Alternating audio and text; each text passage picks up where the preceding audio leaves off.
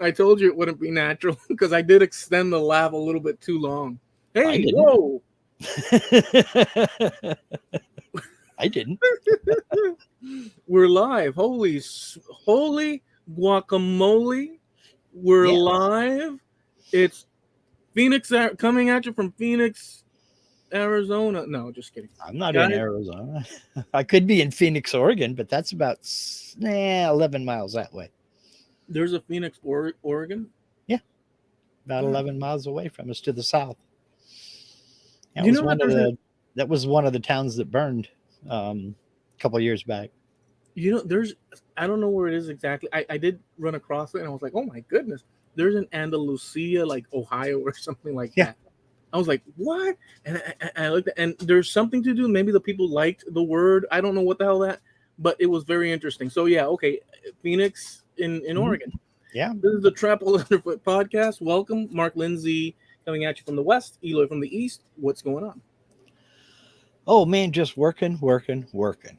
And let me go ahead before we get started and Oh, throw the link out there into the chat. If anybody would like to come along and join us, boom, there is the link. You can jump on with us if you have a cam, a microphone, and the ability to hear us, speakers or a headset or what have you. Uh, jump on in. We had Dan Hardew a couple weeks back. He was our I don't know if he was he our sacrificial lamb or our guinea pig or both. Our sacrificial lamb, yeah. something like that. So come on aboard, come on in, and join in the conversation. Um, it was out working today. Yeah, Linda threw in. There's Genoa, Nevada, but down there they pronounce it Genoa. So You what can you know say? what I mean? You know what I mean? Exactly. Genoa, never mind. I was going to say Genoa, Northern Nevada, and pronounces that wrong, but they don't think so. Let me get a little bit of light here. But Is that better? That's better. is it wrong? I don't even. How is it properly said? Genoa, Genoa. Genoa. I Yeah, mean, you wouldn't say Genova. That sounds like a car. yeah, yeah. Well, I was out working today. What happened was I got a tool chest, a new tool chest. Not an expensive one. Those things are crazy expensive. But I got a decent one to replace one that is just falling apart. I got it about, coming up on 20 years ago now. And the drawers like to fall out. You know, you pull it out. If you don't pull it out exactly perfectly, one drawer glide will come off. And then you've got, all your sockets are, yeah, That's what she said. yeah, right. So I got a new tool chest and I've been dreading this. Yeah. There are three drawers I've been dreading: wrenches, metric. I have wrenches and sockets in the same drawer because I don't have many metric tools. And then I have my socket drawer. My socket drawer is the one I've been dreading. Okay. So I got it pried open and I started taking sockets out. I started unloading it. And I posted about it on Facebook. I put a I couple of saw. pictures up and oh I my did. God. And I started going through this all of my sockets, and I've got quarter-inch drive. I've got 3/8 inch drive. I've got half-inch drive. I've got some 3/4 inch drive sockets. And of course, ratchets and adapters and breaker bars and extensions and all this other good stuff. But when I got everything all put up on my CNC table so I could start sorting through it, I came up with like I've got um, 8 5/16 inch sockets. I've got like a dozen 3/8 inch sockets. I've got 10 half-inch sockets. Where the heck did they come from? I have no idea. How did I get all these? I have no idea. And it got me onto the subject of just accumulating stuff over the years. And why the hell do we do it? Why do we have to save everything that looks even remotely important? You know, I mean, Well, I've got 3 sheds right now. One of them is fixing to be torn down, and I've got a 10 by 20 storage unit. Why do we save so much junk? Why do we save and accumulate so much crap? because it's not crap. It becomes crap once we forget why we saved it. Well, now let's not forget also that CRAP is an acronym, CRAP. It stands for Collectibles Rare and Precious. But I have never in my life needed 10 of any size socket. I don't know, are they mating in the drawer or what? How the hell does somebody get 6, 7, 8, 9, 10 of one size of socket? It's an obsession. I don't know where they come from. You know, I have bought one socket set in my life. How did I end up with all this crap? Are you sure you bought one? Yeah, I have bought one socket set. Now, I some of them I think came with little tool kits. Somebody would say, "Oh, Mark would like that," and it's like it's a screwdriver handle that you can put a little driver tip in it that'll hold sockets, and it came with a bunch of little cheap made in Taiwan 1/4 inch drive sockets. Okay, I think I got one of those, but that's it. You know, I have bought a couple of specialized tools. I needed a deep well socket of a certain size. And I didn't have one, so I went down and I bought that socket. And I mean, I've got I don't even remember what I was working. I do remember what I was working on. I was working on the front end of my Dodge down in Nevada, and I needed a 2 1/4 inch socket. So I went down and I bought one. Arthur Level, hello. We're talking about the accumulation of stuff. Now, I was going to get into that. My wife used to run a tool room in the Army, and we deactivated that entire division. And when she turned in that tool room, any leftover tools were just given away. The Army says you got to turn in 4 of these screwdrivers. So she turned in 4 and she had 3 left. Well, the rest of them got given away, and I ended up with some of them. That's why I have wrenches all the way from 5/32 all the way up to 1 1/4 inch, complete set, all of them. But other than that, how do we accumulate so much stuff? You know? I think it has to do. I may be, but this is the first thing when you started saying that. I thought a few things. You want me to share them, or do I Yeah, keep them? yeah, definitely do. Okay, but you're not gonna the first one. The first one you're not gonna like. The first thing you're not gonna like this first one, but I'm gonna say it. It might be funny, but the first thing when you started to explain the trajectory of Mhm. I thought, didn't we didn't we do that a couple of months back? Didn't we do this bit a couple of months back? And I Did realized we? that's the thing. No, and then right, I remember like so. I remember we did. I just can't place the actual like. If you asked me, I couldn't tell you the date exactly. But when you Mhm. started saying that, I said, Mark is telling us this now. The toolbox is novel, Uh-huh. the situation, but the topic broadly, I was thinking, did Mark not remember that we had touched upon this roughly? And then I thought to myself, once you started saying, how did we acquire such things? Where did and I said, it could be that Mark completely forgot the last Well, 20 years of his life. well, now I will say, We are in uh, Oregon, right? You are. yes, I will say half the time I don't remember what I had for lunch yesterday. So there may be some to that.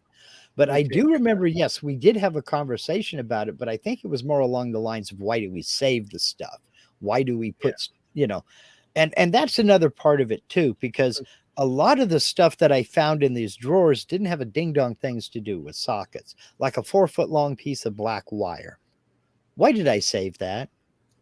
I can answer that. Looks too important. Can't throw that away. I might use it on something. That's what I was going to say. There, without knowing, Hmm. just by that information you said, you were doing a project, Hmm. you ended up with this piece of not quite throwawayable, and you said, well, this would be a shame. So you Yeah, just tucked it away because you could get to that in some other important scenario and resolve your problem. right. But you do that and multiply it like Yes, 500,000 times. right. I had bicycle cables for handbrakes that I bought in Germany. We left Germany in 1992. If Yeah. I haven't used them by now, I'm probably not going to use them. Get rid of them, put them in the hands of somebody. I don't have a bike. Well, I've got a bike, but it's been in storage for 4 years. Yeah. But, It's time to get rid of the bike too. well, I don't So, know. I don't know I, now with the gas prices. As I don't go anywhere. I don't, and this is part of what keeps me out of touch. This is why I say I'm a yeah, I'm a social infidel as well as a cultural infidel. You cultural. like to call yourself a hermit. I bet you know the price of gas. I don't. I don't know the price of gas. Linda fills up the car. It's on the verge of $5 around here. I haven't filled up the car. Last time I put gas in the car, it was 365. We It's been live a in couple of months. we live in Florida, and if you guys out there don't know, this is the freest state by all measure this year and maybe half of last year. So we get our gasoline straight from the tap, and when people tell us stop, we ask them move over, son. We're the righteous state this season. Well, you just teased off everybody in Texas. Now, Jim Dockerel says, I noticed Mark's photo. Looks like he needs to start cleaning them when he puts them away. Yeah, well, believe it or not, they were wiped down. I do need to, especially sockets. What I do is I throw them into a can of oil and let them soak overnight. Little Marvel mystery oil. Let them soak overnight. Wipe them down. That gets rid of rust and yuck and stuff like that. I just haven't done it yet. I'm just separating it. And no, I don't have one of those $5,000 military hammers, but I do have a $200 screwdriver. And by the way, you're not gonna we're not none of us are gonna take it with us when we go. It's not Right.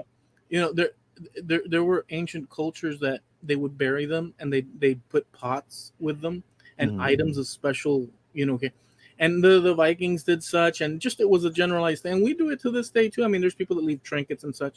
Yeah. But are we going to bury ourselves with our tools and our cans of polyurethane and Oh man, think of the hazmat problems you'd have to go through. lacquer thinner? Do Yeah. not throw written with markers on the front. Do not throw away. We put that all in there. See, now there you just came up with a brilliant idea because what I think I'll do is I'll have myself cremated and put into a 1 gallon lacquer thinner can and let them put that in the wall at the National Cemetery. Save the money on an urn. Put him in that lacquer thinner can. That'll work. Now you have to dump that. No, no, no, no, no. Dump that into this other can here and let it evaporate. See, Jim says our gas price converts to $6.74 a US gallon. Okay. Okay. Yeah. See, I haven't bought gas in so long I don't even know how much it costs. I don't go anywhere. I get in the car, there's gas in it. I drive to where I gotta go. I come home and that's it. Linda drives a lot more than I do. Well, you see, for to answer the question, at least possibly practical, when you save up all these things, as many of us do, a lot of Mhm. these items we save them because at some point we figure we could use it in a future time, or do I really want to go to the store to get one? Yeah. Some items are so specific to certain tasks Right. that but what happens is that it's not on the side of organization, at least not for me. I can't talk about. I could assume if I had to bet money, I would say that we're within the realm of this organization, but I'm probably worse than you by far. But with the things, it's a complicated thing. But forward now into a situation like the economy has certain bumps and dips and Sure. whatnot, there are certain items that we kept from a long time ago that might turn around and be actually useful at this point. Yeah. And for the most part, I can agree with some of that. That's why you save certain things, like that. For instance, that little 4 foot chunk of wire. I think you're absolutely right. I had a project that needed to get done. That was a piece that was left over, so I just put it in this drawer with my electrical stuff. But right next to it is a 25-foot spool of primary wire. So of the same color. So it's like, why did you save that? I mean, throw it in the scrap bucket, and when you get enough copper, take it down to the scrap yard and sell it. I mean, I don't throw stuff away. I'll donate it to a thrift shop, or I'll scrap it myself, whatever.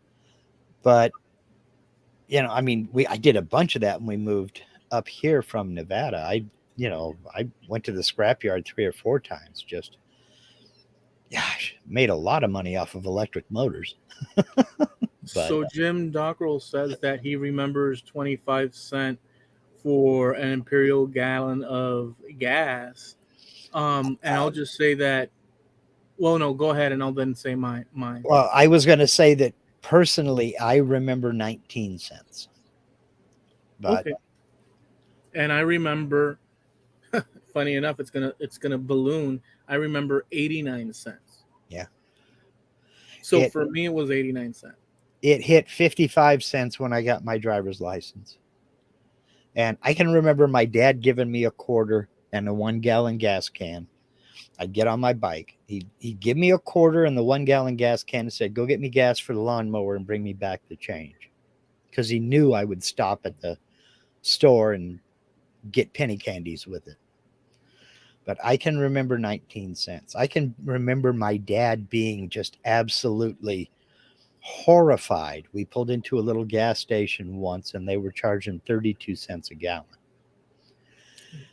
And he just went absolutely nuts. That was criminal. Who would charge? I mean, he fumed over that for a whole day. Yeah, but I will say this, and I don't know if you guys have noticed it in your areas, but chances are you have. There has been a dramatic price hike in on across the board on many Yeah. items, but across the board, generally speaking.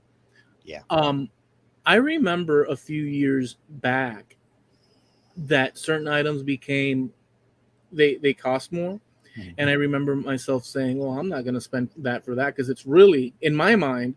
I said, "No, this is actually worth such." In my mind, right? And I stopped at that. So there's items that have completely eliminated from my buying Mhm. simply because I don't appreciate the price point that it's at. Yeah. Um, Unreasonable as that might be, but maybe not as unreasonable as um, as far as burdensome certain spikes in prices have been. So there's a lot of things Yeah. that I just cut out of my purchasing. Yeah. And I would agree with that. There's a lot of things that I won't buy just simply because I think they're too expensive. Whether they are or not is all relative. Right. Because I mean, let's face it, if you need it, you need it. If you have to go buy 3 2x4s to do something and they're $9 a piece, which they got close to here, I can understand the sting and saying, "Oh heck no, I'll wait. I'm not paying no $9 for a 2x4." And they are coming down. I think they're like 4 or 5 something here now. Um, but they're not quite back to where they were before this whole fiasco started. Hmm. But yeah, I don't know. I can understand cutting certain things out because you just, no way am I going to pay that much for that. But if you're stuck and you need it, you need it, you know. And we do complain about a lot of things, but a lot of things are still, I mean, we've been doing the computer rodeo thing here lately. And I can remember, 10 years ago, needing to buy a computer to replace a computer. And it was going to be about 500, $600, something like that. You can still get a real good computer for about $600. Yeah. It's not the top of the line, but Right. I don't need top of the line. So, relatively speaking, prices are still pretty cool on some things. I know you remember, well, maybe you don't because your dad was in the business. Televisions used to be absolutely outrageous. It'd be like 4 weeks' pay. I never bought in my lifetime. They were always available. An actual tube that I can remember, Mhm. tube television. Yeah, They were yeah, all they were. We had plenty because my dad was he repaired yeah, television.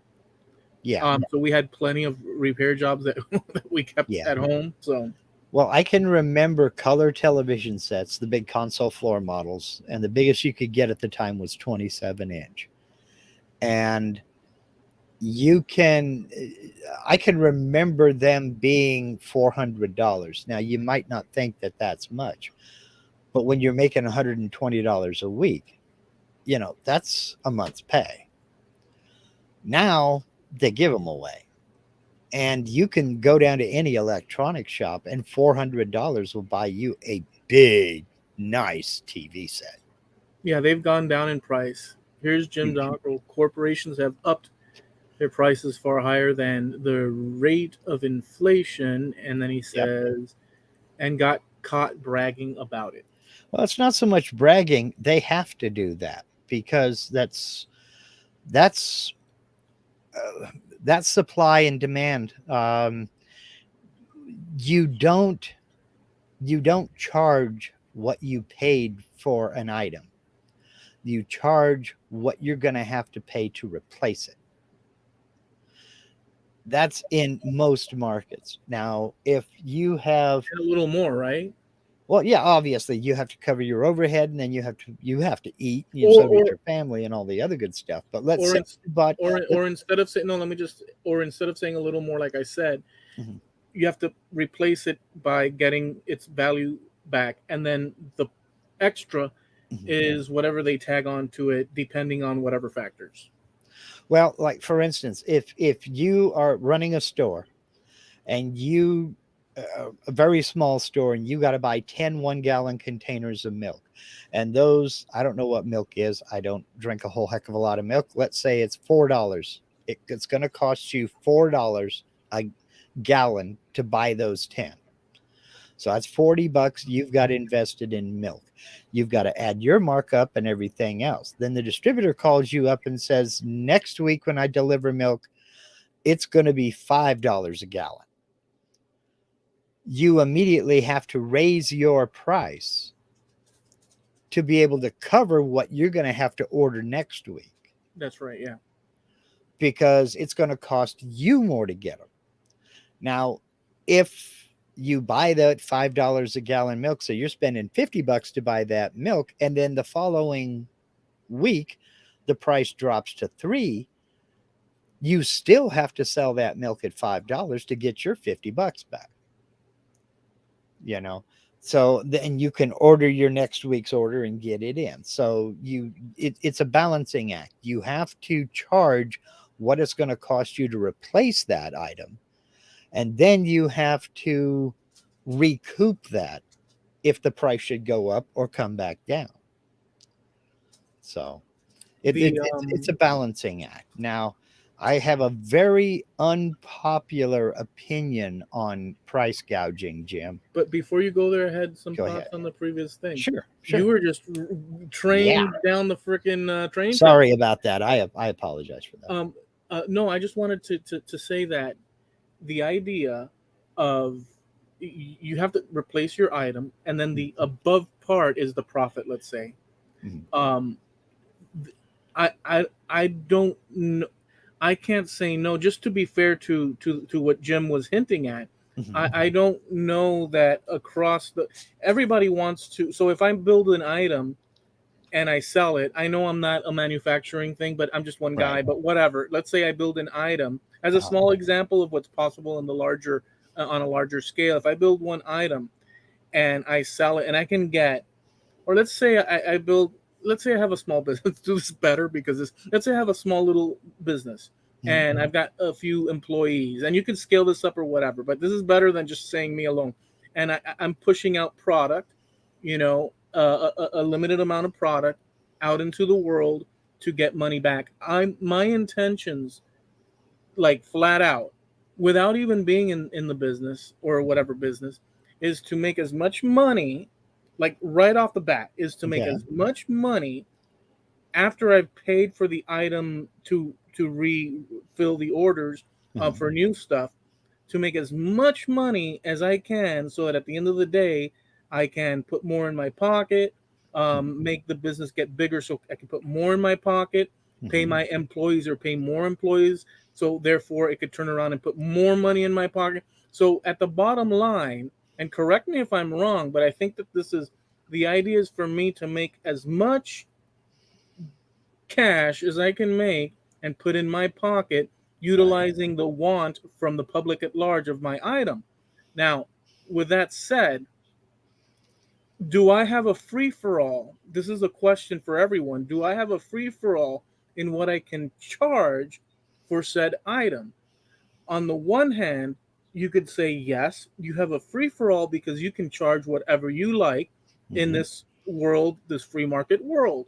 Mhm. But then the question becomes the obvious one, which is, are they willing, the customers at large out there, willing to pay X amount for that item? And will I, by inflating my prices too much, create a situation where people will just not buy it at all?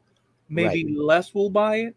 And if Right. I see less people purchasing, or none at all, or less people, and it affects my business in the negative, um, even though I want more, I can't get it because the public at large is not willing to lay down some bucks for me to push that. So basically, unless I have some sort of a monopoly on some sort of gizmo that Mhm. goes in the funicular tube that holds the car's Yeah. chassis together, and it's the unique thing, and I'm the monopoly of the whole thing, then we run into a problem that countries and courts have argued, because it's for society wide use, and I'm the one holding the oil had an issue with that.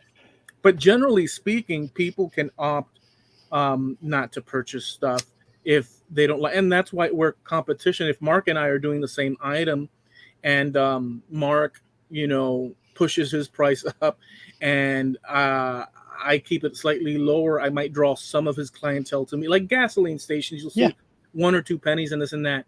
Mhm. But there is something terribly wrong within this whole thing, because there's other problems which I won't necessarily touch upon. Not that I'm a know it all about these things, but I'm just thinking out loud. There is a problem with just banking and monetary, and there's other factors involved, is I guess what I would want to say, than just the clear cut things that I just mentioned, suggested. Yeah. Yeah. What do you think about that? Well, that ties in with what Jim was talking about, price gouging. And that's what I mean when I say I have a very unpopular position on price gouging. And that is, I don't see a problem with it because it's a free marketplace. If you normally charge $7 for the item that you make, and then you see that there's a shortage coming along and you want to anticipate the market and you double your price to, let's say you bump them up to $15, people are just not going to buy from you. Unless they really, really need it.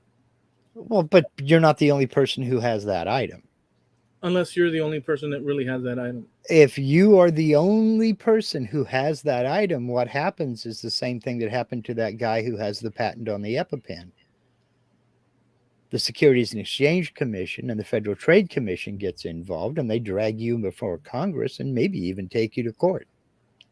So what I'm getting at is people want to say price gouging because the price of gas went from $3 a gallon to $5 a gallon, not knowing and not realizing that the dude who is selling gas is still making 3 cents per gallon that he's selling, and it's going to cost him $5 a gallon to get it next week.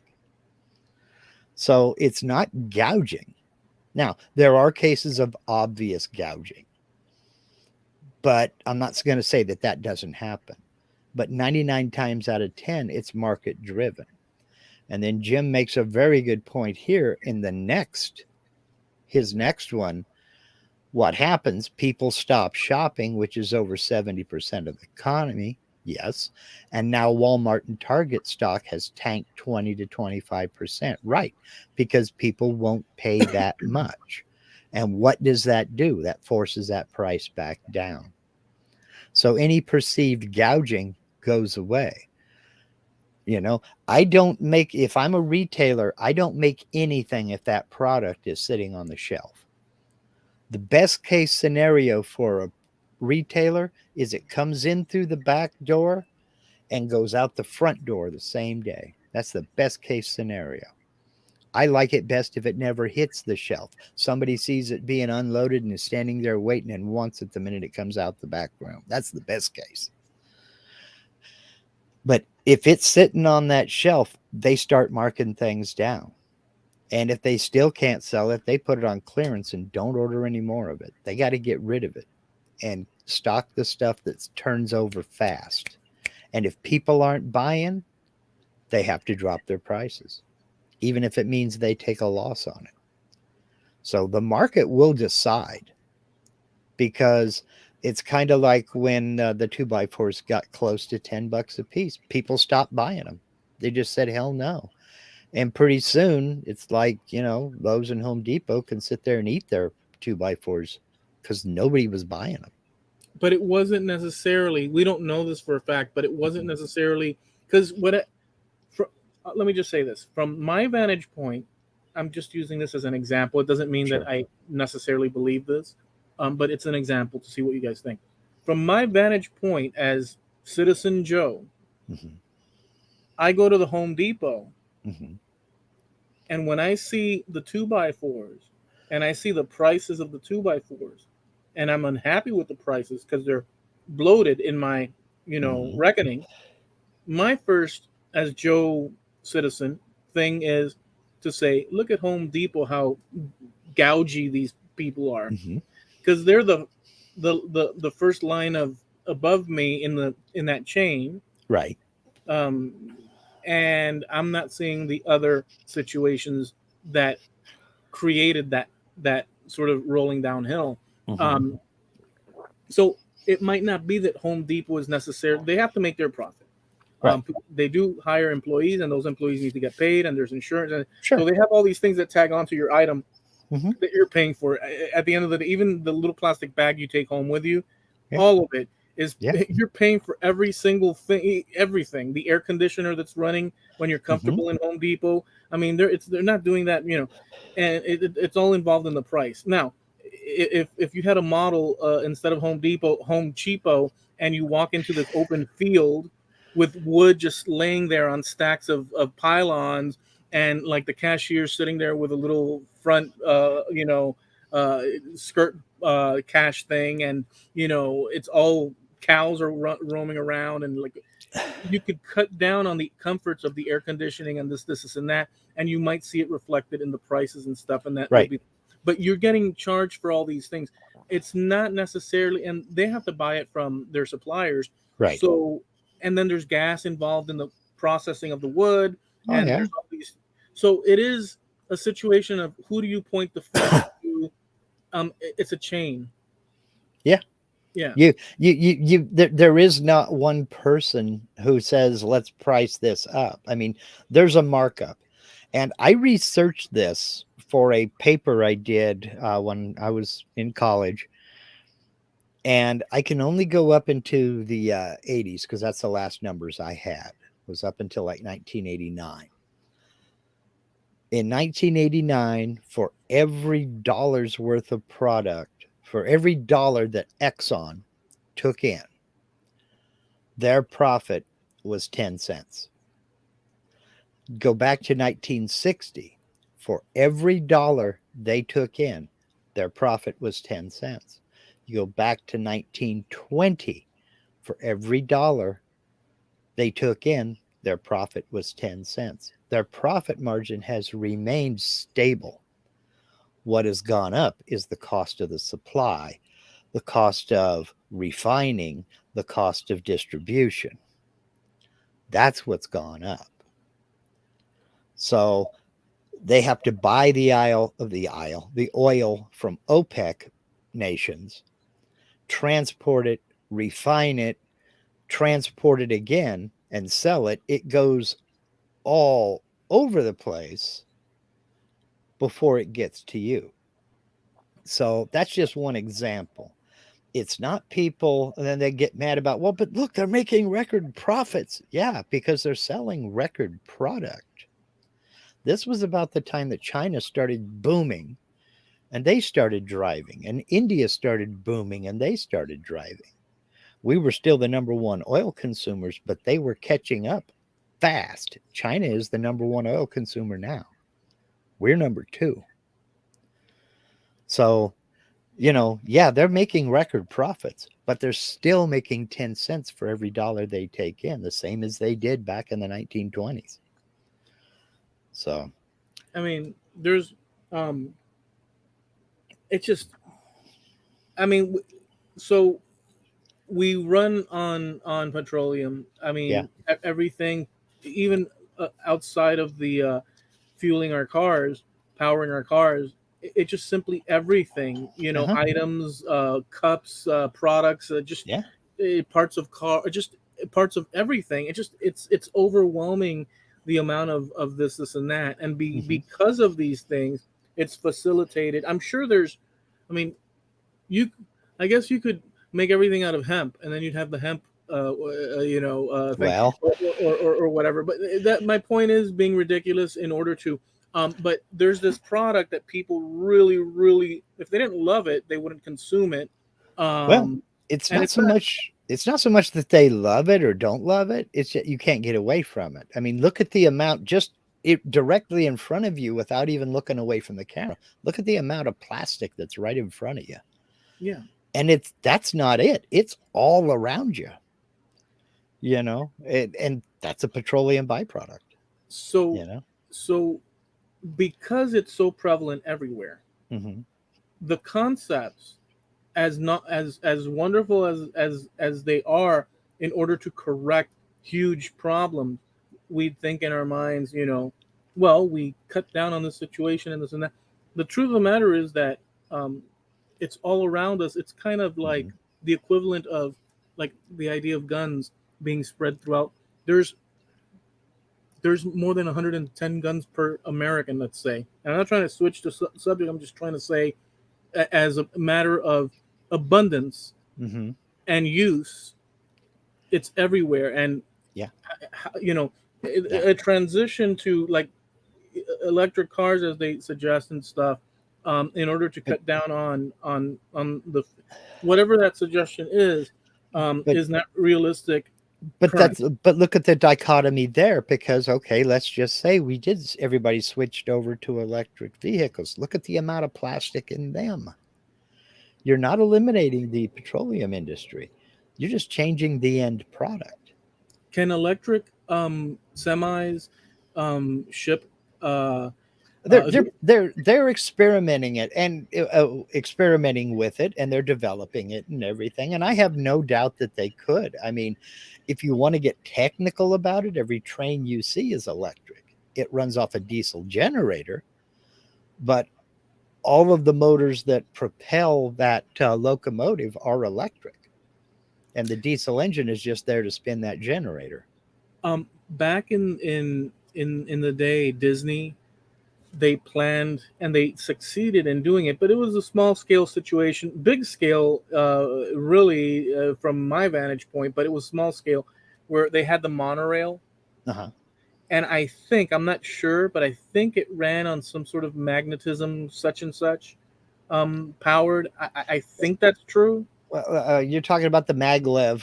The monorails at Disneyland they were electric, but they had wheels rubber tires that ran them along that rail, that single rail. Oh, really? I thought that there was a bar, and Yeah. then it hooked into the bar. You're saying it had wheels, and it wasn't. I thought it was some sort of magnetic, Now what you would call it. they may have used they call that a maglev train, magnetic levitation. They may have used that, but they still had wheels there to physically hold it onto that The rail. the thing. Yeah. But if you so if something like that, because you know how trains would ship supplies across the Sure. country, and it Well, still they still does, but do. Yeah. it was the really the major form back in the day, other than shipping and this and that. Um, if you can use a little bit of fuel, petroleum based, in order to get those running, and then the magnetic Yeah. stuff, I can see people Hey, doing sorts of different combinations in order to get a reduction in the spending of fuel. But you at the end, last thing I'll say, but at the other side of it, you have over 350 million Americans, and most of them have vehicles. Some of them have two, if not three, yeah. and cities, and so Well, it's so prevalent. because we're spread out. Now, a lot of people look to Europe as a model for that kind of thing. Well, look at their public transportation system. Yeah, you're talking about countries that are the size of our states, one of our states. For instance, all of Great Britain, there are 11 states bigger than Great Britain. Oregon happens to be about the size of the UK, you know. So it would be easy to create a rail system that would service Oregon. It would be fairly simple. Now multiply that by 49 other states, and it's just cost prohibitive. They can't do it. They've done it back east fairly well.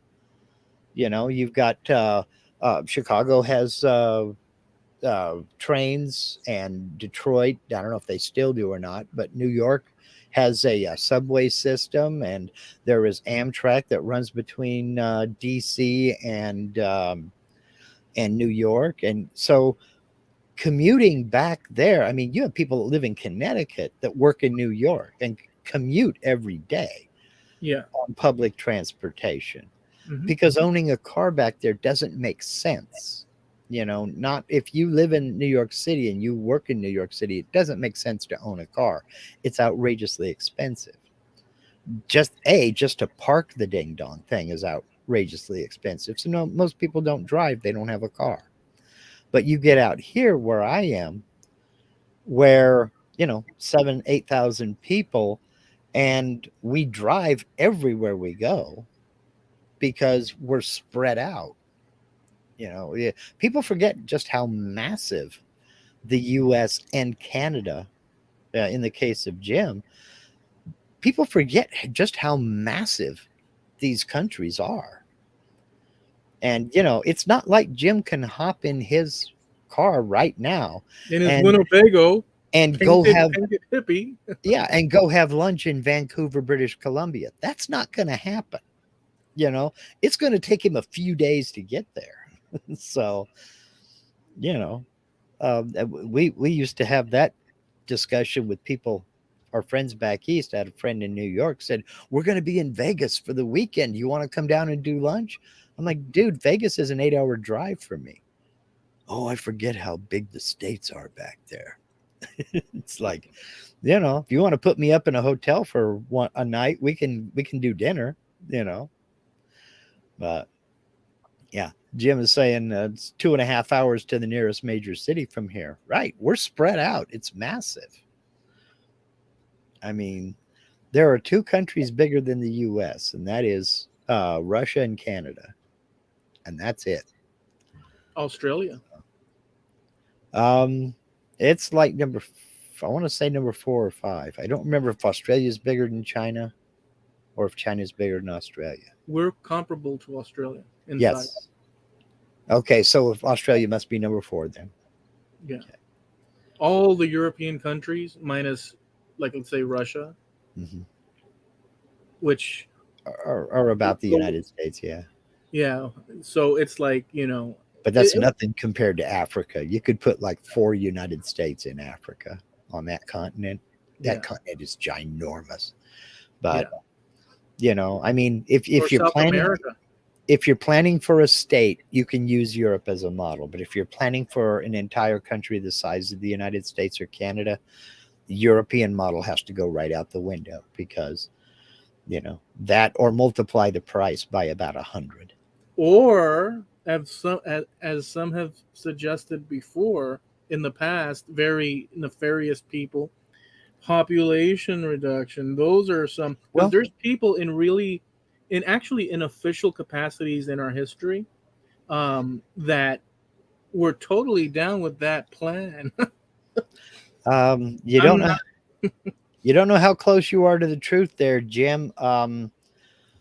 We lived in Germany, about 25 miles away from Frankfurt, and Paris was a 5 hour drive.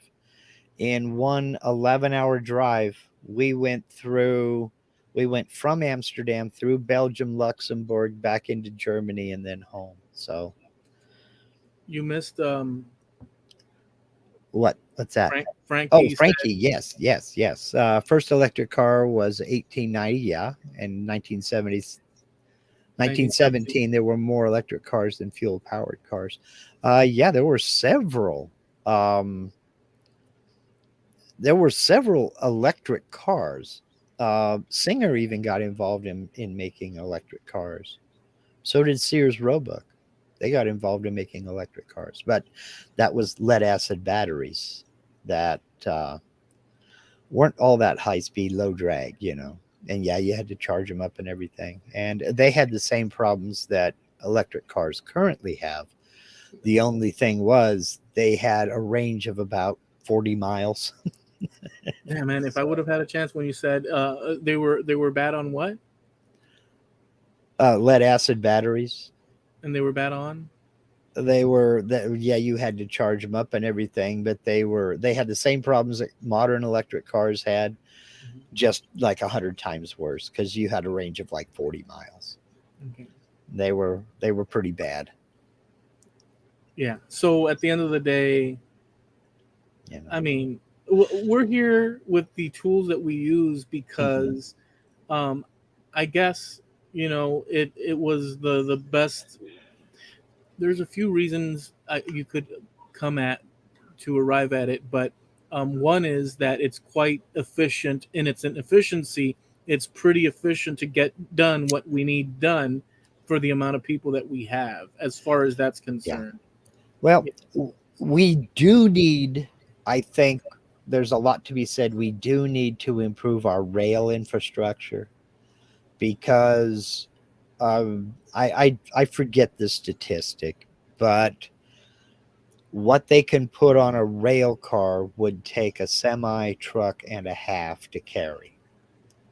So every rail car you take off of a train, you're adding more trucks to the roads. And, you know, I'm sorry it's going to impact the truckers, but I would be for more trains and fewer trucks on the road, you know. Or we could turn into mini hippie communes across the country with gardens, and people would gather in the early morning dew, picking up fruits with wreaths on their heads and togas, and they'd walk around. Mind you, I wonder who those people that are picking up the trash and excess are going to be, because it's all going to be lovey-dovey and stuff, but some people are going to have to do the dirty work. It's not all going to be reading the 10 volumes of philosophy underneath an orchard. Mhm. But maybe that, and around aquifers that trinkle water that glistens, and bird songs and harps. When you bulldoze your house and put up a yurt, I'll believe you're serious. Let's see. Jim says Canada's quite a bit larger than the U.S., but with only 10% of the population, we are really spread out here. Yeah, true, absolutely. I mean, Whoa, no, no, I there don't. are huge regions of Canada where there is nobody. Canada is larger. Sorry, buddy. It is. We're excuse me. I don't care about facts. I just care about Feelings. posing the pose, and I am not Okay. going to accept such talk, Mm. Jim. Oh, go ahead, go ahead. I'm being I'm being silly. Bigger. Yeah, Frankie's got a good point. You know it's bad when the Amish are talking about gas prices. Yeah. It is Well, bad though. It is, everything is slightly. I mean, you can't. So we can say relative, uh-huh. because things are relative to a degree, but compared to yesteryear, like it's not. It seems like quite the aggressive impact, and there's reasons for it and stuff. But Mhm. it does seem like the burden does always end up at the doorstep of the people that are Mhm. struggling to Yeah, to keep things together at the bottom tiers of society. So that is that's um the truth. there, It it's a very obvious thing that it is true. Yeah.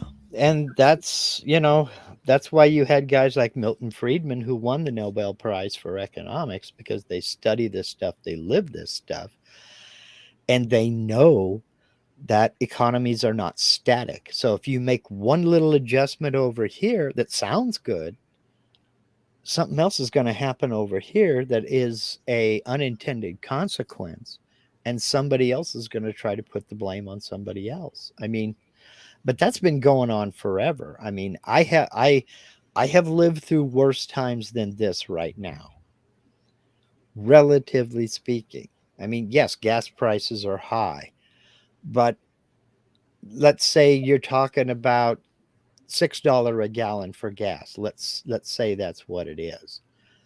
That's still about half of what minimum wage is. And I can remember gas being equal to minimum wage.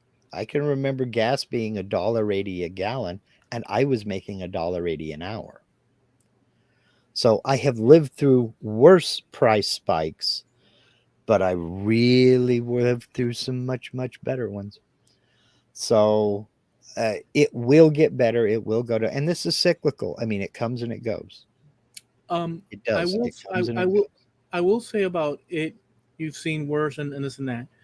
Not that I'm negating that. So, but Yeah, just to add, from your perspective, at your moment in time right now, from your vantage point right now, and things as they are, the gas thing and the prices and all hmm, that is one symptom of many other things in society sure. currently. But for a young person today, and you tell me, um, for a young person today, um, the idea of the American dream, the purchase of a house, just those things, um, growth and all that, uh, as one continues, um, at least me looking at I see a lot of people um, not too keen on it, whereas in the past, or not too happy with the scenario.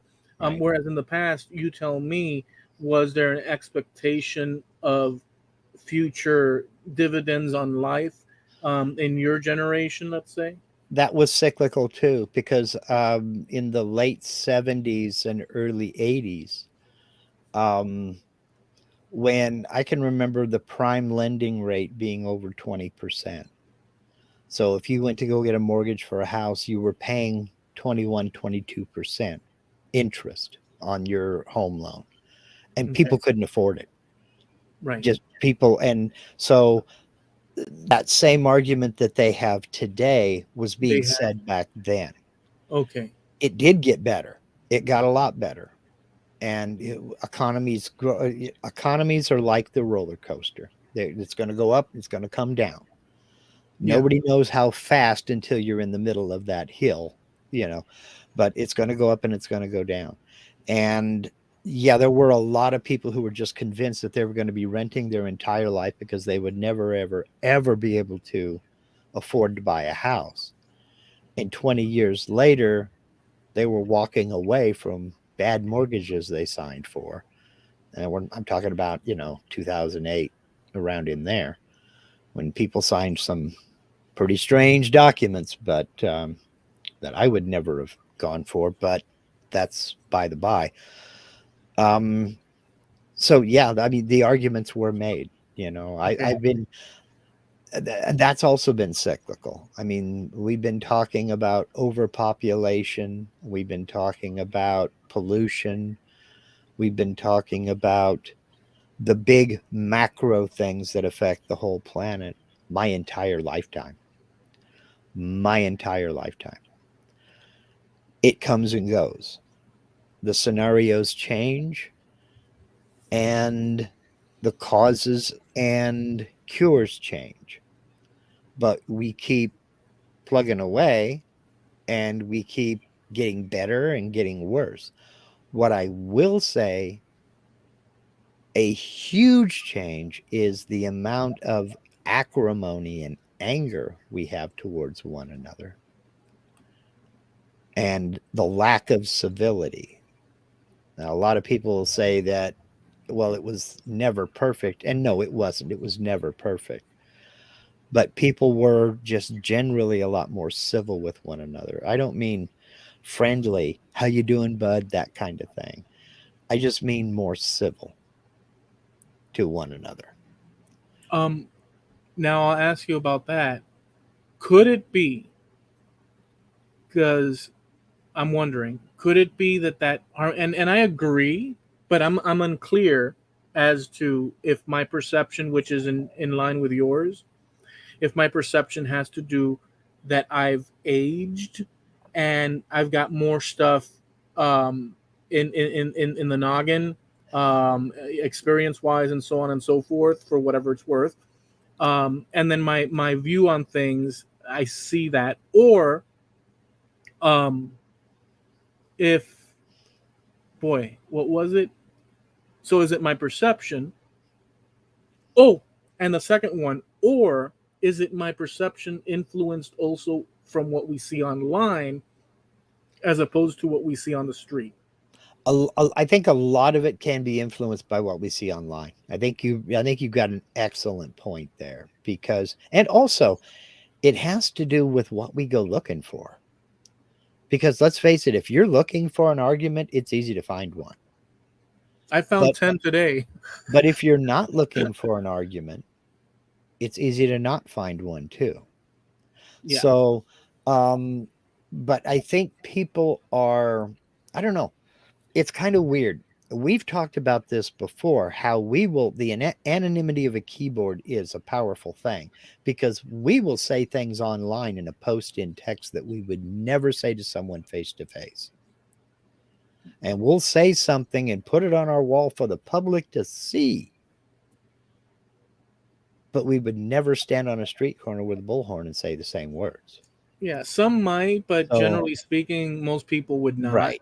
So, because, well, the anonymity of the keyboard is a powerful thing because if I'm standing there with a bullhorn saying something, I've got the reactions of the people who are right there with me, and But they're with going to react. but without missing a step, if you notice, Hmm. unless it's banter back and forth amongst friends like we do here and this and Yeah. that. But if you notice, I don't know if you probably noticed, and everybody here has noticed, Jim and Snow Crusher, Frankie, everybody has noticed. Um, when you see that those confrontations, keyboard warrior stuff Uh huh. at the extreme level of nasty Uh huh. or vitriol or whatever you want to say, it's usually people with, not like us, like everybody here Hmm. has a channel and has a public persona Hmm. attached to their brand or their name associated to, like, Sure.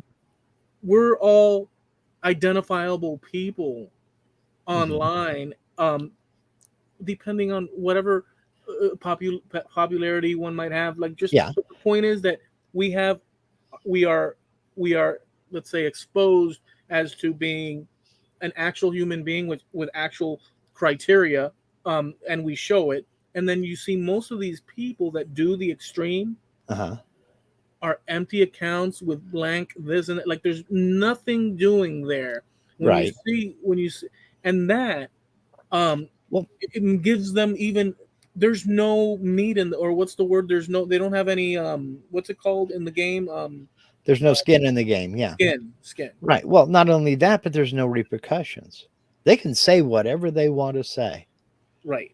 A lot of times to try to incite an argument. But the person who owns that channel can just click, delete, block, and it's gone. It's done. It's over with. That person doesn't exist. But when I'm out on the street corner with a bullhorn, I can't do that. I can't select certain individuals and delete them and block them. They're right there. Hmm. So I have skin in the game. Now, Yeah. even though, like you said, we are identifiable people and we have a public persona, that we have to try to keep up with. And yes, we have filters through YouTube. We have their community standards, et cetera, et cetera. But Yeah. we can still pretty much say what we want to say here Hmm. because I'm sitting in one of the rooms of my house. There's nobody here but me. And the absolute worst thing that could happen is I could get kicked off of YouTube for saying that. But nobody's going to come grab me by the shirt and stand me up and slap me around a little bit. If I'm on the street corner with that bullhorn, I run that risk. Hmm. Yes, I have the right to say anything I want to say, but I also have an implicit responsibility to deal with the consequences. So, you know, that's why I'm saying that the anonymity of the keyboard is a powerful thing. And even the semi anonymity of this camera and this microphone, there's still a certain level of power there. Well, Yeah, you can't hide, like, you yourself or anybody. You can't hide who you are true, already. So you're exposed online, true. and your reputation is attached to it, for better or worse, Right. to you as an individual online. Sure. But these people are, and sure, nobody can come out and grab you, but your reputation could, if you're going to be a heel Uh huh. online.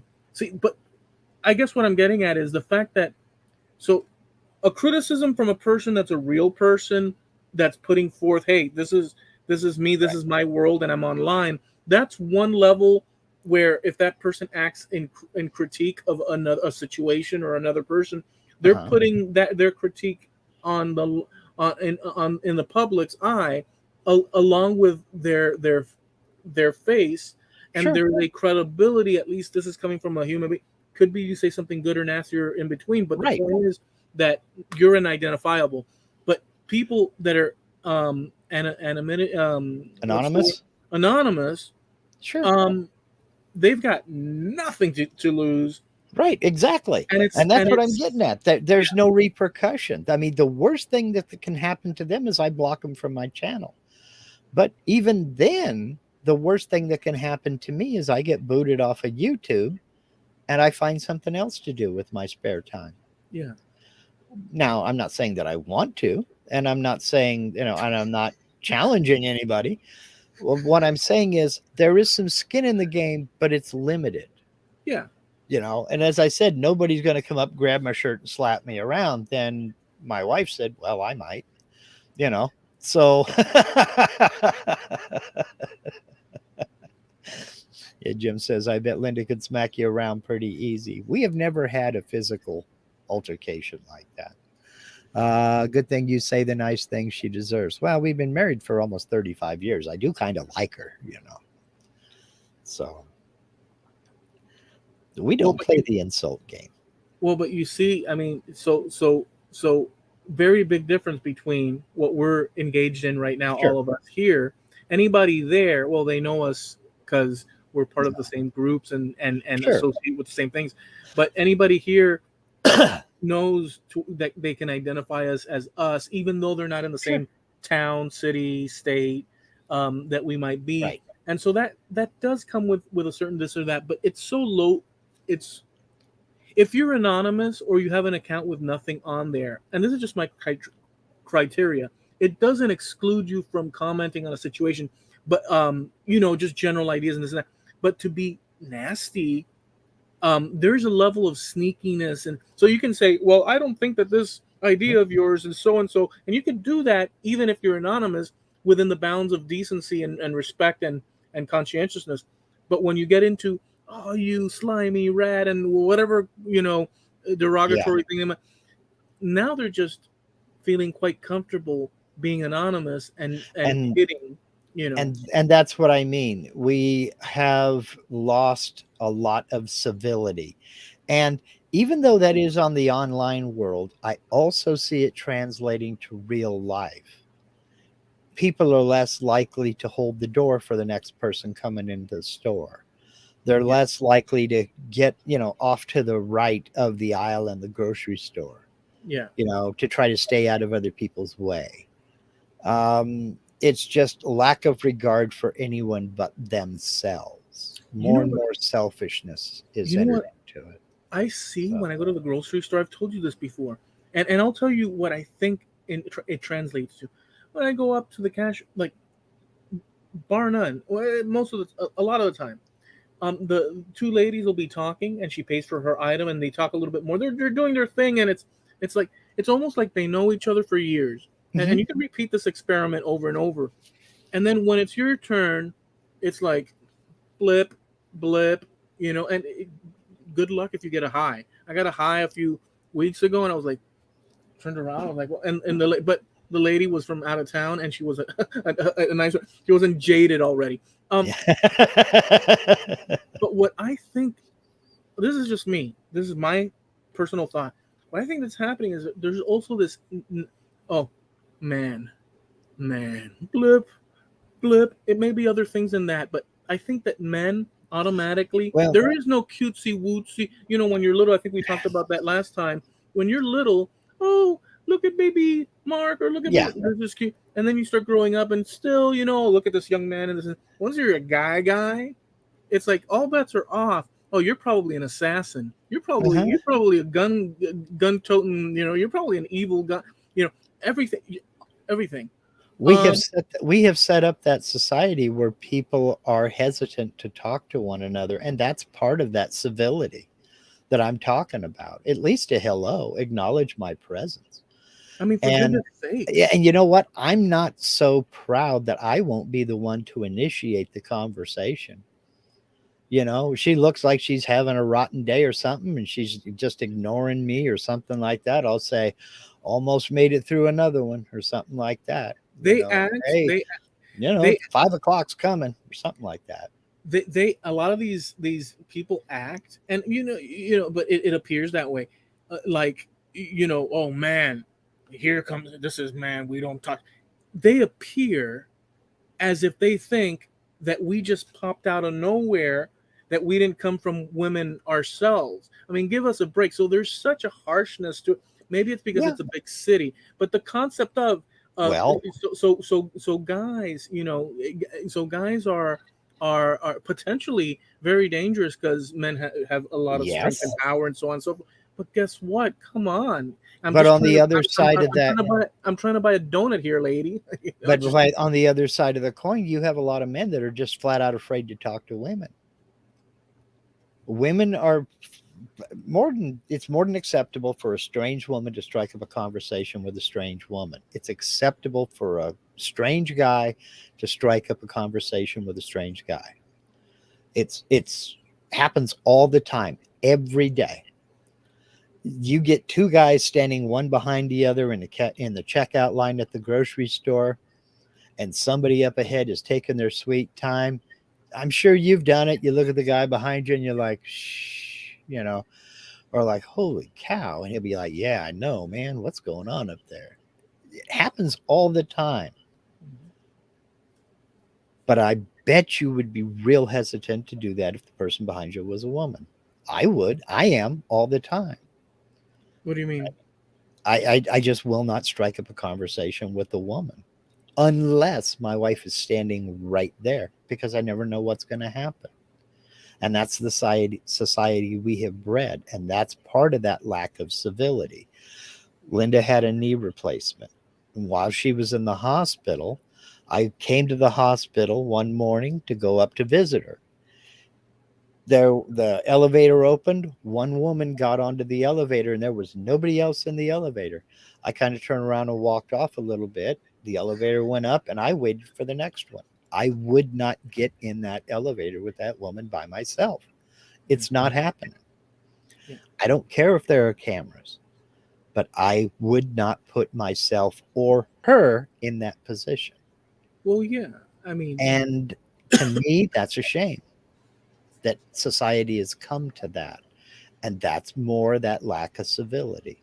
so by the time the elevator reaches the top and the doors open, Mark steps out, and there's like five children there. They're Yeah, that's There's a whole fine.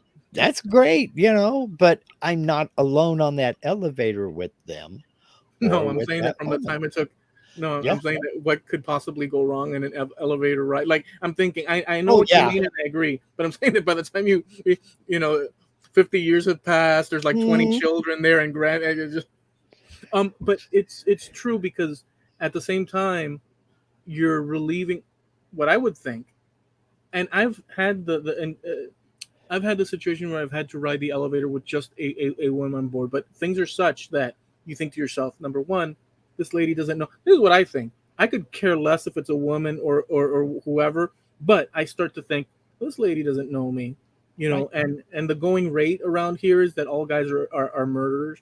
Mhm. So I mean that's the perception, So I'm I'm some sort of evil crazy guy, whether it's true or not.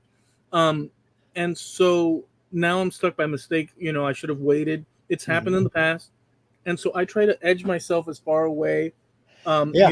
to give as much and a comfort zone as even walking down the street.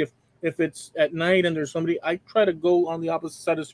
I do everything to avoid in order to not have Well, because who wants that? I there's mean, a couple of things there. Number one, I'm presenting myself as not a threat, yeah, and I'm I'm protecting myself and I'm protecting them. yeah, I am not a threat to you. I'm going way around you. That's all. yeah. Now, if I were in the elevator with an Olympic swimming athlete, I'd be the one afraid. Well, now if there was a crowd, if there was more than one person getting on, No if there would problem. have been any, no problem, no issue. But Right. alone, one on one, no thanks. Right, because it allows for too much possibility I of misinterpretation, exactly, or who knows if this woman, because that it goes both ways. exactly, They create some sort of weird scenario that did not take place, and all of a sudden you're holding the bag on something that had exactly. nothing to do with you, but they just thought it opportune for whatever. Who knows? Maybe a boyfriend, in I order to get him to. Who knows what the story that these You people don't think? know what you're gonna get, so I don't do it. Exactly. I don't take any chances. I mean, you have to Exactly. protect yourself, and that is a problem to me. We Hmm. all shouldn't have to be on guard 24/7. And that's what I mean about that lack of civility. And that's more prevalent because, I mean, 15, 20 years ago, I wouldn't have thought that way. I would never have even, that would have never occurred to me. The elevator door open, we both go up. What floor are you going to? I'll push the button. I would have never thought that way. But now, oh yeah, You never heard the song by Aerosmith, "Love in an love in Elevator"? an elevator. Yes. Yes, I have. Let's see here. Frankie says, I picked up lessons as a kid from some old timers. If you have an issue with someone, you got to confront the person in person, and it's between the two of you unless taken in another direction. Yeah. Yeah. I mean, I agree. If you have but see, you're talking about a personal bone to pick with somebody. That's not just the anonymous troll online doing it for laughs and giggles, which a lot of people are. But you also have an equal amount who think that they have to be right and they know more than everybody else. So, Yeah, and I just don't have time for those people. So, I mean, life's too short. One thing about the North, people talk to each other. Yeah, Jim, if you should ever come to my town, let me just forewarned is forearmed, okay, man? When you get into that checkout line at the grocery store, do not ask the cashier how she's doing because she will tell you. and And there are Jim, no short stories. if you come down here, I'll give you the at the cashier. I'll give you the face you're gonna get.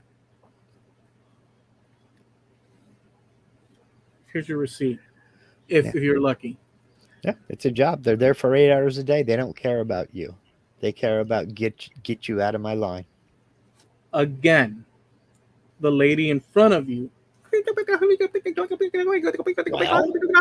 yeah, perfectly normal. Perfectly normal. But see, that's something I don't know. A certain percentage of the population want it that way. I don't like it. If you go to I will tell you, if you go to a what's this place, a Michaels, Mhm. kind of like a Hobby Lobby slash, Yeah, I don't know if you have Michaels in your yeah, area. we have. Yeah, we have.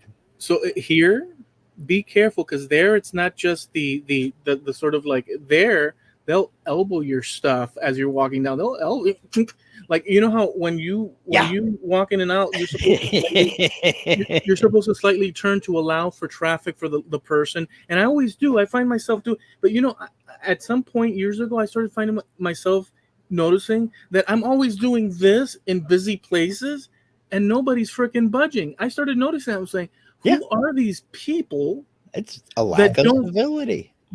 feel? I started noticing that a lot of people, like, I try to, I'll even take my cart, or my little tote and stuff, and move it, and I'm contorting, and allowing people to do that because I don't want to bump into it. Not these people. Yeah. I'm not saying everybody, but like, they'll ram you if need be. Uh-huh. That's what I mean about selfish. It's all about them. You're Who in are their these? way. Right? Who are these people? They're the Who? people we've raised. Well, there you go. So if that's their thing, and that's what it is, that's a tell sign of other things that they think, believe, and act on. Those people are a freaking menace and danger, Yeah. to society on Those their are respective level. those are the people we have raised. We have not taught manners because that was seen as old fashioned. But I grew up on the West Coast between Oregon and California, but my mother was from Texas, my grandmother was from Texas. And the whole time growing up, even when we lived in California, I spent every summer up here. So even though I was born and raised on the West Coast, I was taught in the Southern way. And it was sir and ma'am. Yes, sir. No, ma'am. And you called somebody, like I would call you Mr. Eloy until you told me just to call you Eloy. And I would never stop, because I just want you to keep saying the extra. And that was fine. And that was fine. And you called a woman Miss. So it'd be Miss Linda. And it was that way until they said otherwise. Then, well, you can just call me, Mark or whatever. Oh, okay. Thank you. Thank goodness. And that's how I was taught. I was taught to you hold the door, you know, you you be polite to people, you get out of the way, you stay to the right, and you show some consideration for the people around you because it's not about you, it's about somebody else. And that somebody else changes with every interaction, you know. Well, But we don't teach that anymore because that's old fashioned. Now we teach that we have a right to this and we deserve this, and you're an obstacle, get out of my way. I told you about the scenario when I was working the rounds across South Florida, Mm-hmm. doing the Publix, and I was at one Publix, and there was a little discrepancy with what I was doing, which was, filling out resupply for Uh-huh. one certain item, which was pool items, Yeah. right? Like the chemicals for pools, Uh-huh. and they couldn't order because, according to my job description, if they had X amount on the shelf, we didn't reorder, Uh-huh. because I guess they didn't want to pay for the extra when there's enough there. Yeah. It's not one of the biggest client relationships, and they're trying to keep their business afloat. Well, the manager of the store came down and says, "I want this restocked." And I said to her, "Well, ma'am, the reason is because our," and she said, "What did you call me?" And I looked at her and said, like, so I'm explaining as I'm not being egotistical. I'm not being aggressive, and I would, if I was a jerk, I would say, but that's not how I operate with my job. I said, "Well, ma'am, this is this and that," and in the middle, right after I said, "Ma'am," she said, "What did you call me?" Like that, and I looked at her. I said, "Ma'am," and she went to her for some reason. It's really not, but that word was the key for her to whatever else is wrong in her life, Yeah. She to was looking unleash. for a reason to go off. Yeah. Right. And I'm observing this, and I'm understanding exactly what's going Mm-hmm. on, but you're helpless to do anything because you're working under the title of a Mm-hmm. company, but you're observing this abuse in front of Mm-hmm. you. and you're realizing this is such an unfair bull crap. And but what Yeah. do? You just have to deal with it. Yeah. And at the end, I got a call. I had to explain myself, and I said, "Well, look, I'm not doing this at this store anymore." And it was tied to all the other stores. It was a big problem just because somebody had Uh-huh. a misplaced hair, for some crazy, and who knows what the heck Yeah. was the problem. So, um, anytime you deal with another human being, you're dealing with a set. It's as if you were the Mars rover traveling in uncharted territories. Every human being, who knows what word that is normal to you would affect another human being in such an awful way, And, you know, and that's or exactly what I mean. yeah. You know, So it's like, she was looking for a reason to go off, and yeah, that's all she could find. yeah, a You know, total weird, like ridiculous. I mean, you're a manager of a freaking supermarket. I mean, I applaud you, but do you have to be? What are you? Like the queen well, of what would you prefer I call you? I mean, that's something that my parents taught me to be polite. What no, would you prefer I call you? this person wasn't about I I reasoning or fairness. I get it. I get it. Yeah, very weird, very weird. And you have to understand that in that situation, I'm just an employee Hmm. representing the company, so I can't just say, Right. "Listen, ma'am," I can't do any of that. You Yeah. know. Yeah. And look, I used it now, ma'am. Ma'am is not supposed to be derogatory. It's supposed to be a It's sign not. There is absolutely nothing derogatory about it. Now, the way you deliver it can be, can be right. you know, if you, yes, ma'am, something Yeah, like that, yeah. sure. But, excuse me, ma'am, don't call me ma'am. Well, Ugh, okay. What would you prefer I call you? It I just can it was think of so a few things.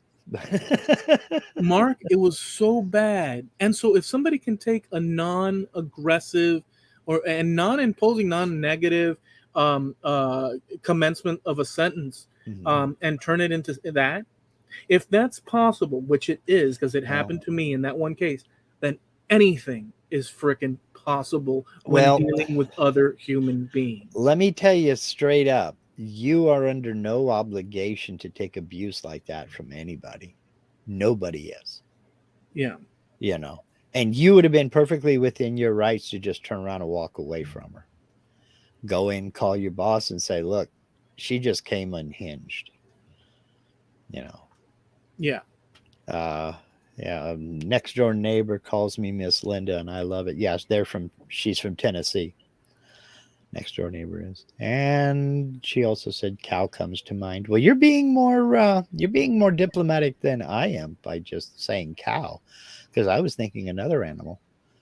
But you know, A muskrat? four-legged. So that's about the only. But anyway, we'll leave that alone. Uh, yeah, I mean, but that's part of that lack of civility. We've just kind of lost any regard for anybody but ourselves. And we all And have our days, right? Like you can oh have a yeah, oh yeah, but you can't take out, like, let's say you stump your foot, like I always keep, because I remember you on the drawer, on the side drawer, for some reason, when you stumped your foot and you had to stop for a while and just curse the night away, remember. oh um I didn't stop. I hopped around the room holding that foot and inventing my own language.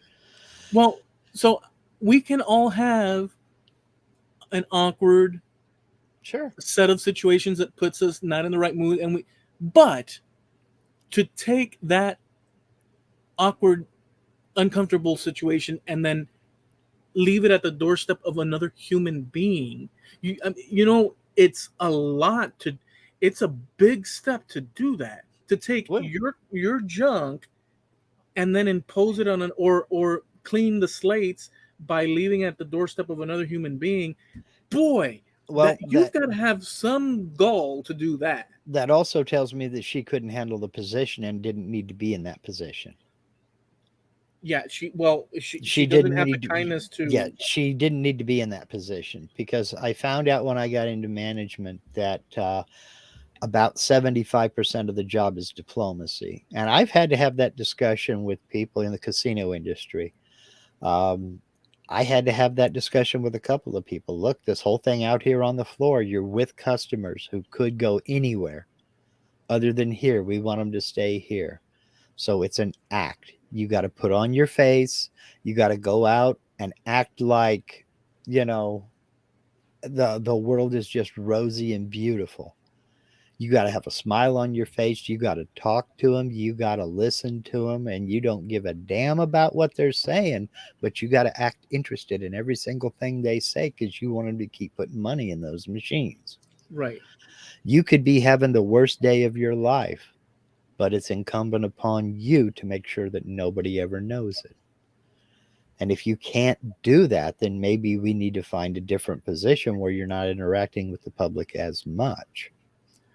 So, you know, yeah, I don't Yeah. want to be here. It's Friday night. I would rather be with my wife at home or out doing whatever. But we're here. We have a job to do. And if you have the right attitude, it can be a fun job and it can be a lot. It can be an absolute blast if you do it right. Um, You know. I this is an exaggeration, but I'll just say it really isn't. But if you ever go to Disney World or Uh-huh. Disneyland for that matter, or any of the theme parks, they train their employees where everything is always on a very positive note when it comes to their interaction with the public because they want to give that vibe Yes. to the and you really see it like they really Hmm. and so they really who knows all the stuff that goes on in these people's lives Right. because there must be so much because they're human beings and yet when they're there the process there at Disney, let's say, is that they behave in this way and it really comes even though so here's my point, even though they may be having a crappy experience and holding it in while doing their job, showing us the sunshine face, let's say, Hmm. it leaves everybody that they interact with unaffected to the negative. Right. Um, and so there is something to be said of pushing that little extra to be kind to other people, even if internally one is not up for the task Hmm. necessarily. Um, there is something to be said about Yeah. that. And well, the vibe we were trying to go for was friendly hometown, where everybody knows your name. And we did know most of our customers. Most of our customers were repeat customers. They were regulars. They were in there all the time because they liked the atmosphere, they liked the people, and they won on certain machines. Some nights they did, some nights they didn't. They But were they trapped without knew, it. huh?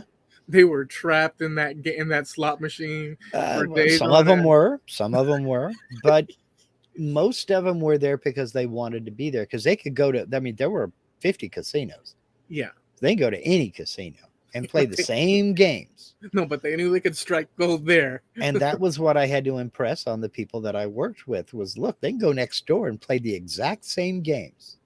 The only thing we have to offer them here that they can't next door is service Hospitality. and hospitality and a friendly environment.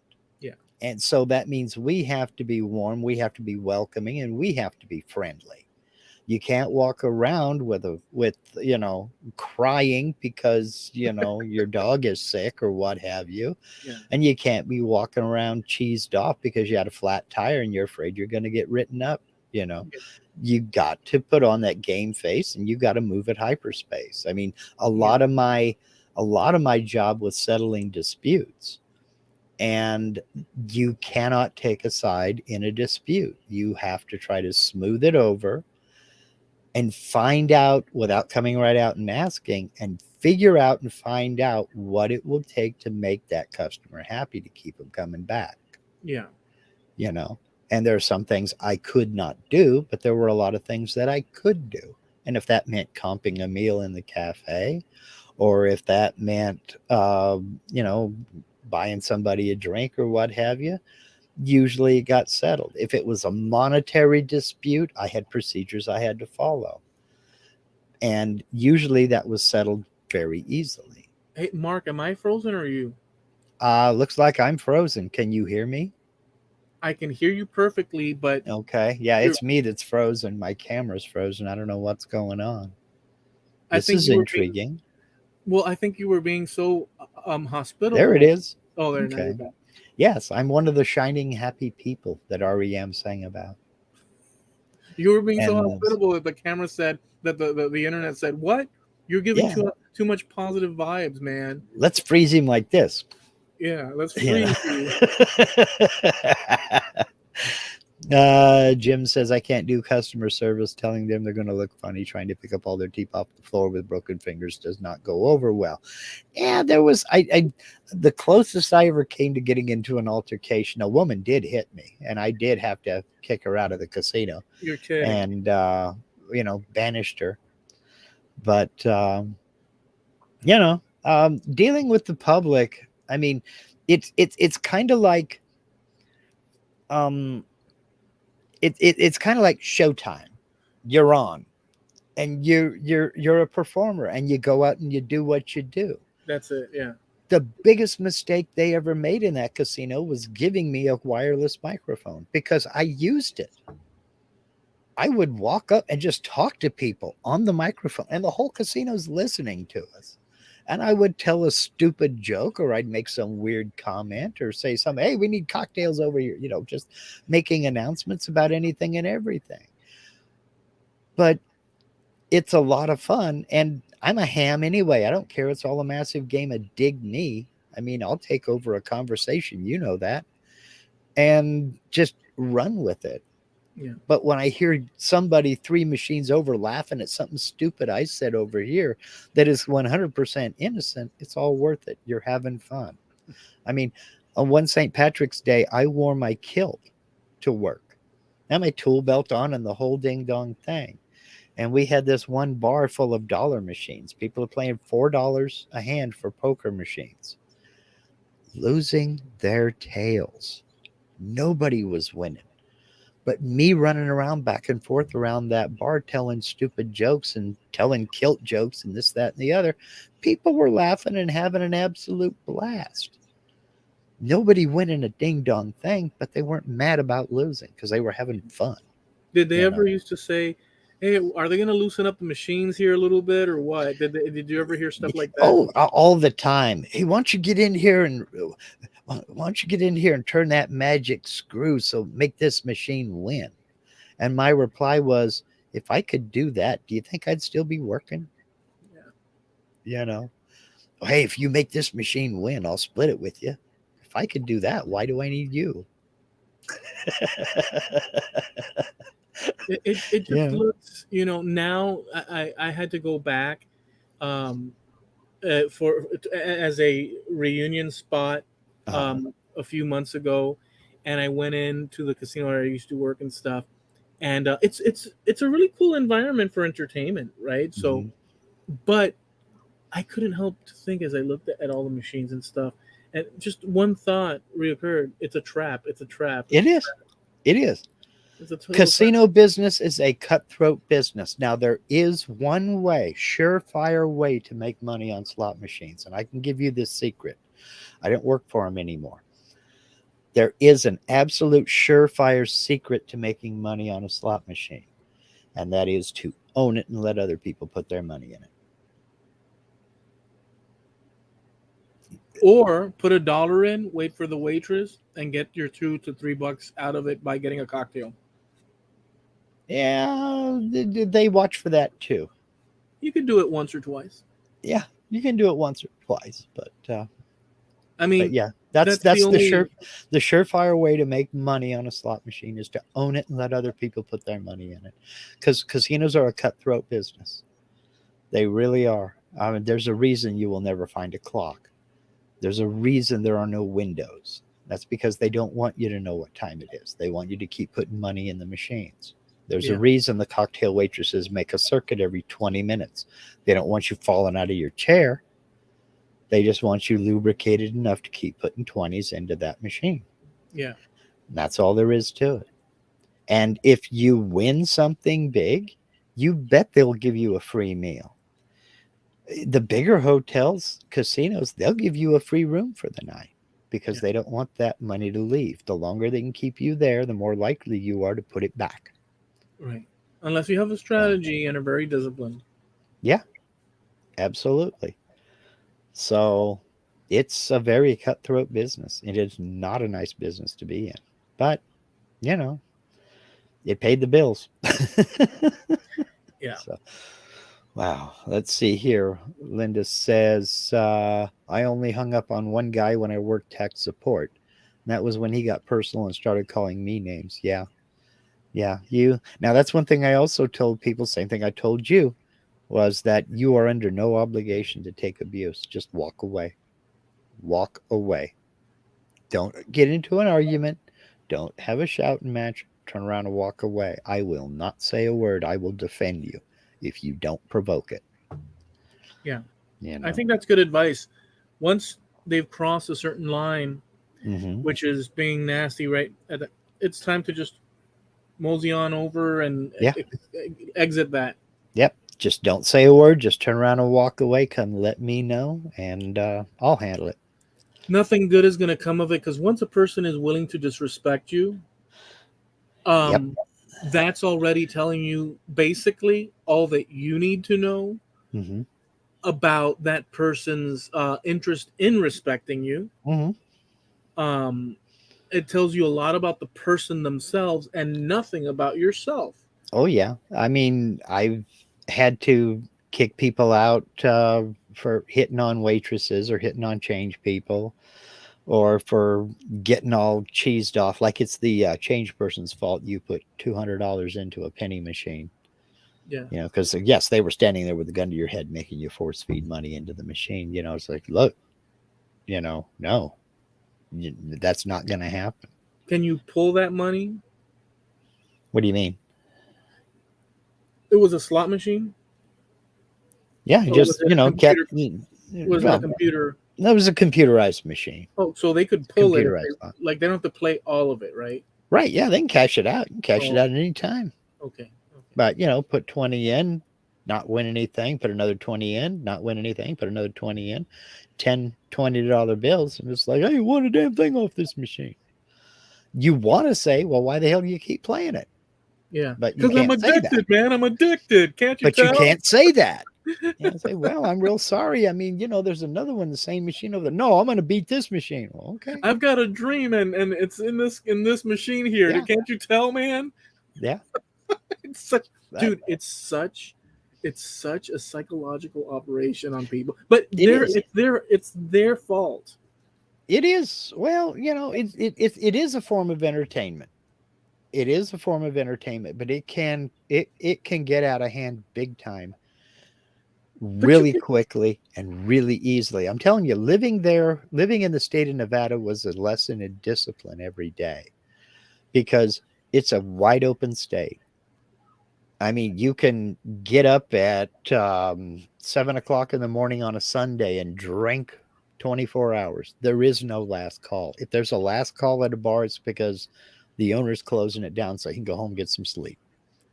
yeah. There is no last call. Well, that's the, Um, that's the case here, right? Like right now, I could mhm, right now get up mhm, and go down to the casino, which is about 12 miles away, mhm. and it's 24 hours, dude. Well, I mean, the whole state's that way. Liquor stores are open 24/7. I mean, the grocery stores sell liquor. You can buy a half gallon of Crown Royal at Kroger. You know, it it it's wide open. I mean, and they're 24-hour buffets. I mean, you can go get prime rib at 3 in the morning. Yeah, With lobster or crab legs or whatever you want. The heck, prostitution is legal. There were one, two, three, four, five cat houses just outside of city limits. yeah, And so it's real easy to get in big trouble real fast, because you can yeah, gamble your whole life away. And so it's a lesson in discipline living there. But yeah, you know and it's weird, it's funny, a lot of people say, well, the locals don't gamble. You want to bet? The locals keep those casinos open. well, So there's the hope of one day striking mhm. it, right? Oh yeah, It's that everybody has that. gold rush Sure. fever. Sure. And that's what's addictive about it. I Yeah. mean, because it does happen. I mean, people get on bad streaks and people get on good streaks. There was one month, November of 2007, I couldn't lose. You know, you have to fill out a WTG, W2G form for anything $1,200 or more on a jackpot. I Yeah. don't know, right? It was either that or eight. It was either 800 or 1200. It sounds more. I can't remember now, but I think it was 1200. No, it was 1,200 where we were at. For 1,200 or more, we had to write up a W2G form, and half of it went to the IRS, the other half went to the person who won the money. The month of November, I had $19,700 in jackpots. Damn. I had taxable jackpots. I hit $5,000 when I got gas in a poker machine. I could not lose. And that's not counting the hundreds of jackpots. I hit $500 here, $600 here. What does You that know, do to your brain? What does it? Okay, let me ask you this before you and answer me as best you can. mhm, What does that a string of winning like that mhm. from just pulling a lever or pressing a button? What does that do to a person's thinking process about reality and stuff? Because it's basically you anything you touch is literally turning to gold. Let's say what Write it. happened? It's write it while you can. Because the minute you can't, it's going to come and be a rude awakening. But see, I had to learn to take just a little bit of money with me. I love how you did that. You know, I saw a little crazy shimmer in your eye for a yeah, moment there. it is. It can mess with you big time. It can really mess with you. And That's when, because it's going to end, and you keep thinking that it's not going to end, it would be very easy to put it you all you back you sound like there because was. people get gutsy.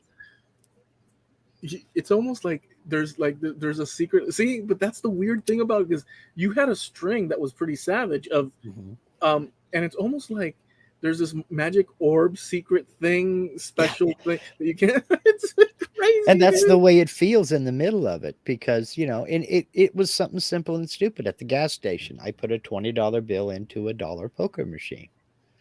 Usually max bet is $5. I hit max bet. Well, on that particular machine, max bet was $20. And I said, well, there went my $20 on one hand. Okay. It gave me a pair of aces. I held the pair of aces. I hit deal, and it gave me two more aces with the three as a kicker for $5,000. And I was like, holy, I mean, and one you get hand. paid. And yeah, got paid right there in So cash. does the attendant guy or is there somebody walking the little Oh, gas they had station? to get the manager and go get it out of the safe, and I had to sign the W2G and everything, and they paid me right there in cash. I tipped them and split. Holy smokes! Went home, showed it to Linda. And I think she bought her bagpipes. that I think that was that the month she bought her bagpipes? I don't remember. I think it was. But Wow. I yeah, mean, I've had that was a whole month. That was stretched out over about a 28-day period. where you had But a good string. yes, my most successful night, I started with $15. I got a $15 tip. Linda was down in California taking care of her mom, and I got off work. I had $15, and I said, I don't want to go home yet. Ain't nobody there. So I stopped at a casino on the way home, and I took the $5 bill from that $15 and I put it into a nickel machine, worked it up to $50 and cashed it out. Took the $10 bill from that 15 and put it in a quarter machine, worked it up to $100, cashed it out, and as it's spitting out quarters, it ran out. So they had to come write it all up and fill it full of quarters so it would finish paying me out. I took a 20 from that $50 I cashed out of the nickels, put it into the machine next to it, and hit that one for $1,000.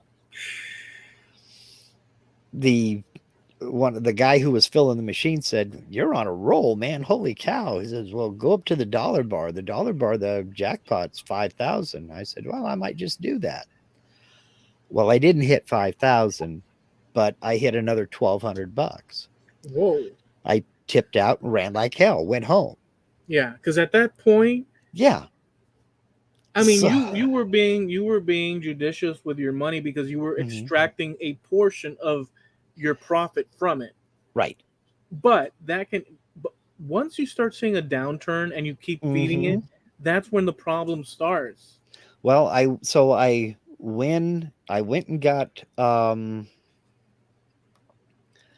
I went home and I put $2,000 away, and I said, I want to play some more. So I took 200 bucks and went back into Carson City and went to the casino I ended up working at. I wasn't working there yet.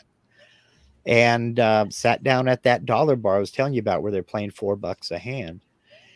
And I bought a rack of silver dollar tokens. It's $100 for a rack. $40 in, I hit the progressive royal flush for another $7,200. That must have been mind blowing. All of that on $15, on that $15 tip.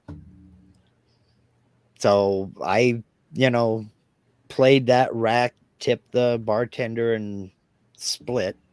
Called Linda on my way home. Tell me how much you love me. You won't believe what I just did. So almost $10,000 that night. How was that drive back home? I Like, don't remember it because I was walking on air.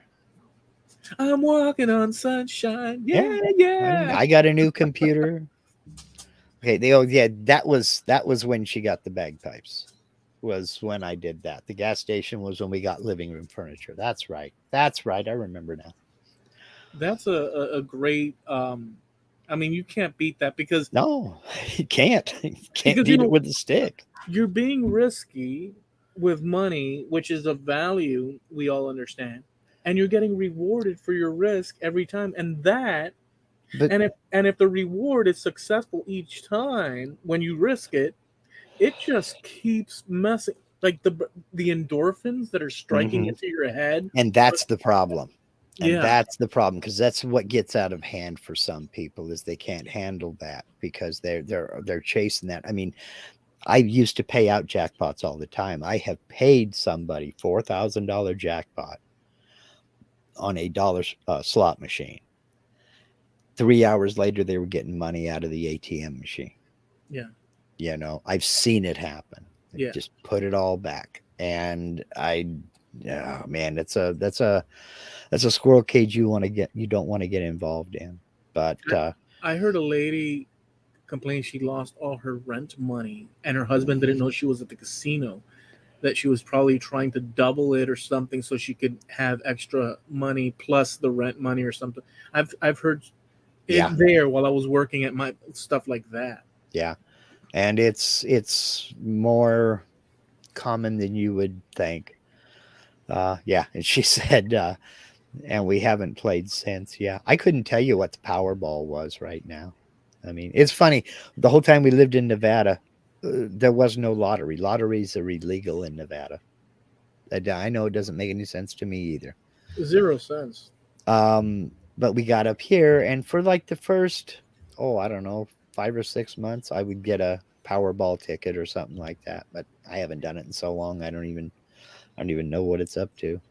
It's Yeah. just, it's not interesting to me anymore. Yeah. So, well, I didn't mean to get off on that, but we've been on for an hour and 48 minutes, and nobody wanted to jump in with us tonight. So I'll do what I did last week and jump over here. And I will log in as Trampled, and I'll take that link down. So there.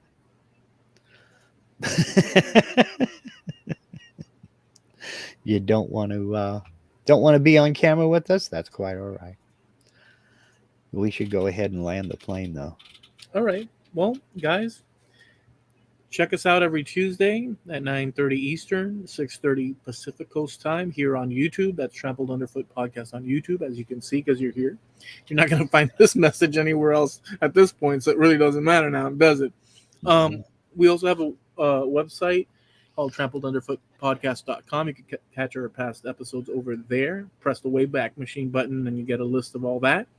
And we have a Facebook page as well. You can drop some messages there as far as ideas for the show, and we post photos here and there as we deem them appropriate according to what we talk about. We're also sponsored by. Harneal Media, your web solution. And I'm waiting for Steve to say he's got to write new ad copy because he's been saying it for 3 weeks now. He hasn't posted it yet. It's coming. It's coming. But I'm serious about this. I don't. I mean, we mention Harneal Media every week here, but I don't sing his praises enough. On a personal note, he worked on my personal website for a couple of months trying to fix the problem. Found the problem, found the issue, but I mean, he's like a dog with a bone on those things. Like he just will not let it go. Got it up, got it running. Everything is fine and smurfy now. So that kind of service you won't get out of a company. And his partner needs to write the ad company. You may consider that buck officially passed. With that kind of service, how can you go wrong? I'm telling you, Steve Nealon at Harneal Media, he's your guy. Um, just if you're looking for a website, web store, sell your items, create and sell merch, he's the guy. He can fix you right up. That's Harneal Media, HARNEAL Media.com, sponsor of TrampledUnderfootPodcast.com. All right. So, guys, be safe. Enjoy the rest of your week. We'll be back here next Tuesday. See ya. Peace. We got it right.